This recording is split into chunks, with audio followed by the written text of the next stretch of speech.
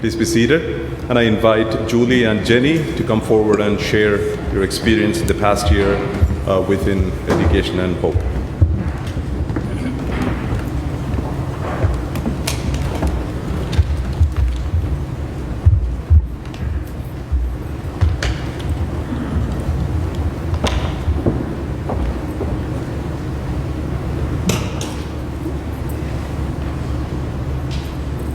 Good morning.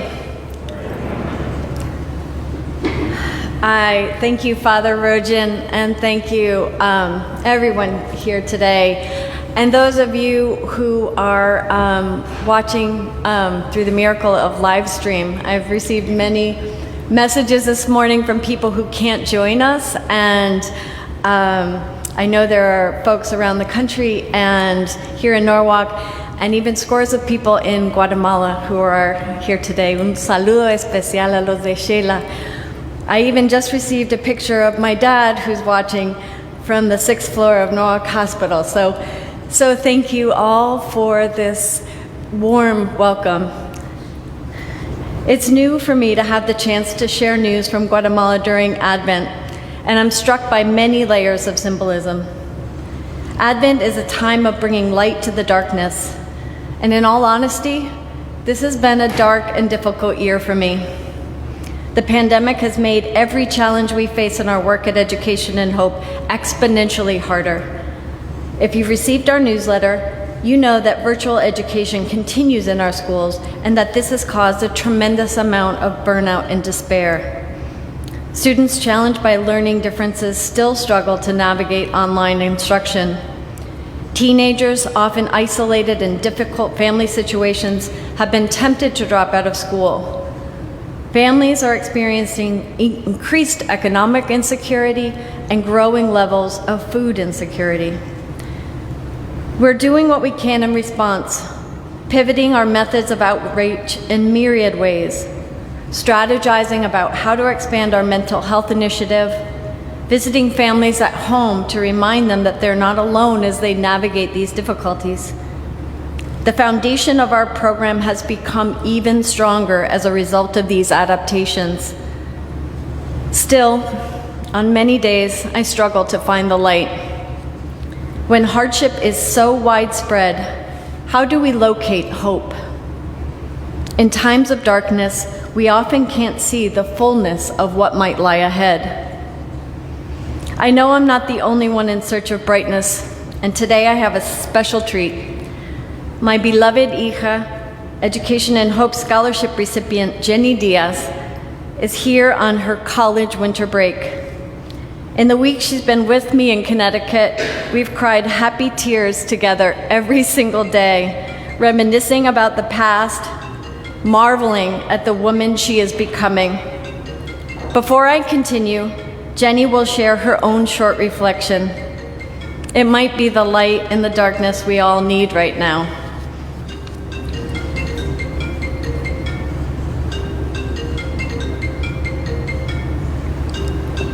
Good morning, everyone. My name is Jenny Díaz. I'm from Quetzaltenango, Guatemala. The reason I'm standing here today is because this church believes in Julie's mission, Education and Hope.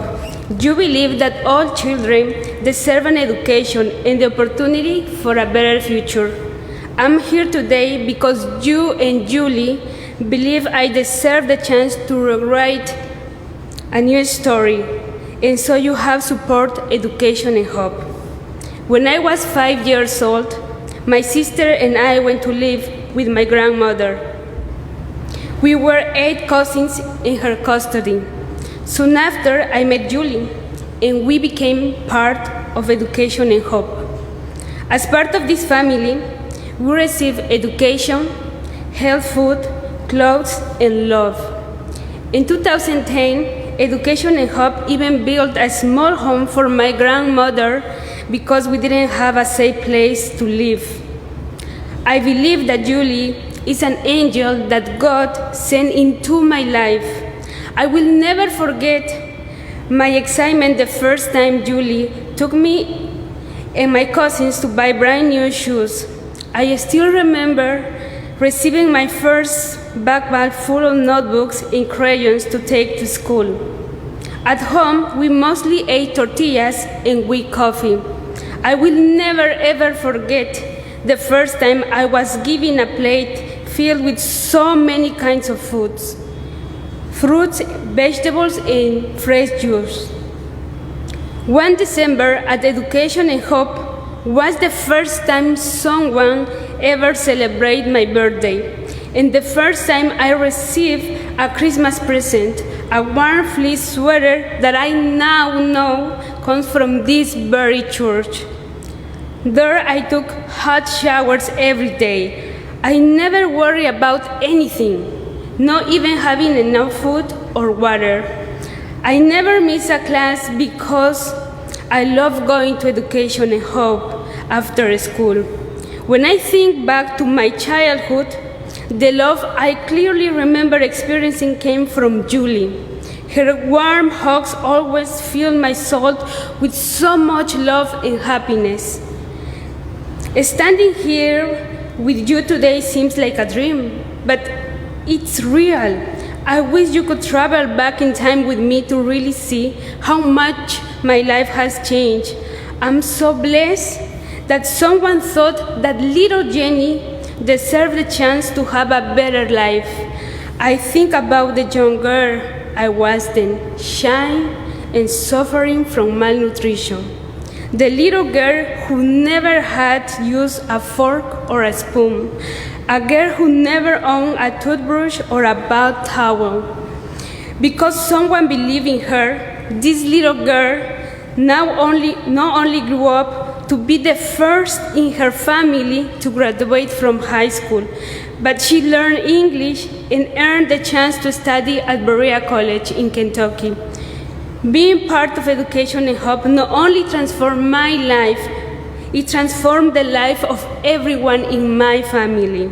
My relatives have always faced problems that stem from poverty and the lack of education and opportunity, teen pregnancy, violence, alcoholism, and abuse. I have witnessed big changes in my family. My young cousins will soon graduate from high school. My uncles who work at Education and Hope are now raising their children with love and trying to be good fathers. When I left from college, my grandmother told me, "I love you," for the first time. All of these changes were possible because Julie planted seeds of love in each of them. The seeds she watered after with even more love. My heart is full of happiness and gratitude to be receiving a university education. I really want to leave a new legacy for my next generation. My dream is to study medicine and return home to my community to provide health care to women. I know that I will be able to do this because Julie is teaching me the language of love and to recognize my own strength and wisdom. Thanks to Education and Hope, I have been blessed to meet many wonderful people who believe in my dreams and me. It's hard to explain to those people what Education and Hope really means to all of us. It is much more than just scholarships. It is a place where children receive nutritious meals, new shoes, tutoring, medical care, and even therapy, where they can play and be free. But Education and Hope goes beyond anything you can imagine. The children in our program are given the most powerful tool, love. It's that unconditional love that allows us to grow and believe in ourselves. Because of Education and Hope, many children just like me have the opportunity to dream new dreams. Thanks to all of you for your support. Thank you, Julie, and Education and Hope, for giving me the tools to become the woman I am today. Now I can say that I am writing a new story for myself. Thank you for teaching me the real meaning of family and love. Thank you so much.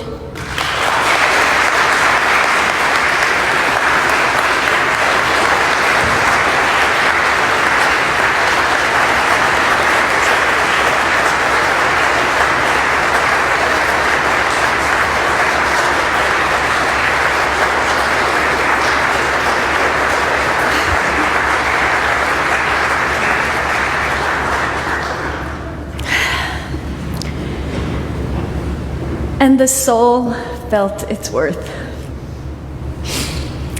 I hope you're able to pause for a moment with me and breathe in this radiance. She's a miracle. Jenny's extraordinary gifts, so readily visible now, found the space that they needed to flourish during her many years in the tender, attentive care your support helps to provide.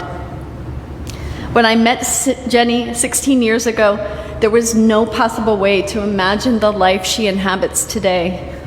The extreme poverty she was living in, the enormous domestic responsibility she shouldered as the oldest girl, the weight of an immense trauma that she endured, societal expectations that hold girls back from pursuing higher education. Any one of these things could have easily derailed Jenny on her path. But the holistic nourishment provided by our program is showered equally on every child who walks through the door, regardless of how high the odds are stacked against them.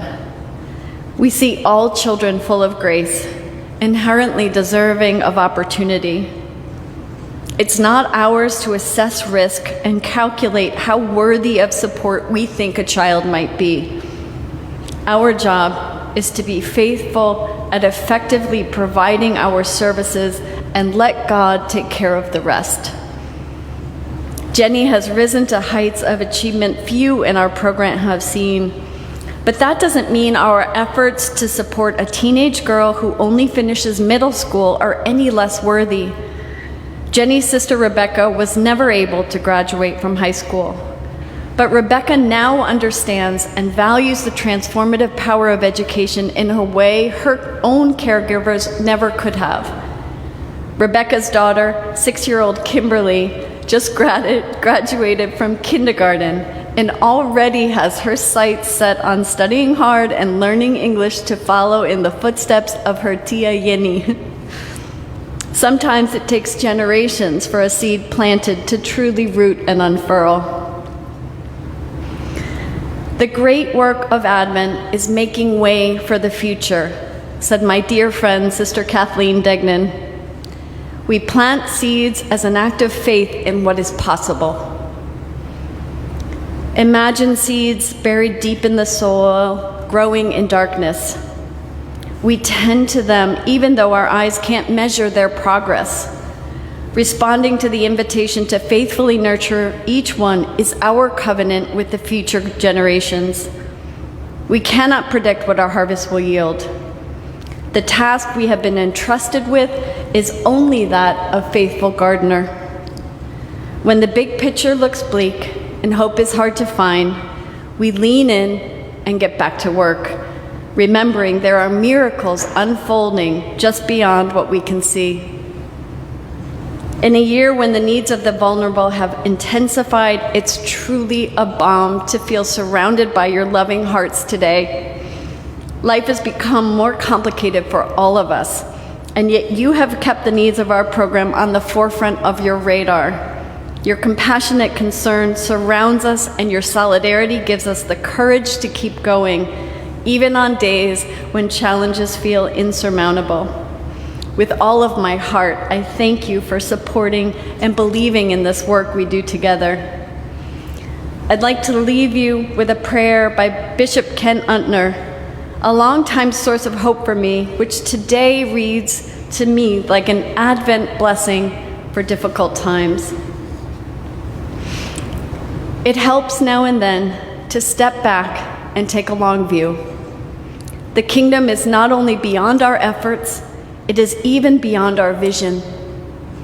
We accomplish in our lifetime only a tiny fraction of the magnificent enterprise that is God's work. Nothing we do is complete, which is a way of saying that the kingdom always lies beyond us. This is what we are about. We plant the seeds that one day will grow.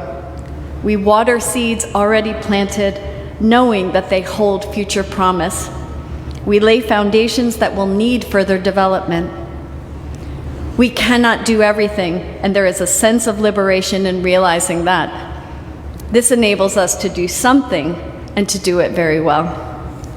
It may be incomplete, but it is a beginning, a step along the way, an opportunity for the Lord's grace to enter and do the rest. We may never see the end results, but that is the difference between the master builder and the worker. We are workers, not master builders, ministers, not messiahs. We are prophets of a future, not our own. Thank you all so very much.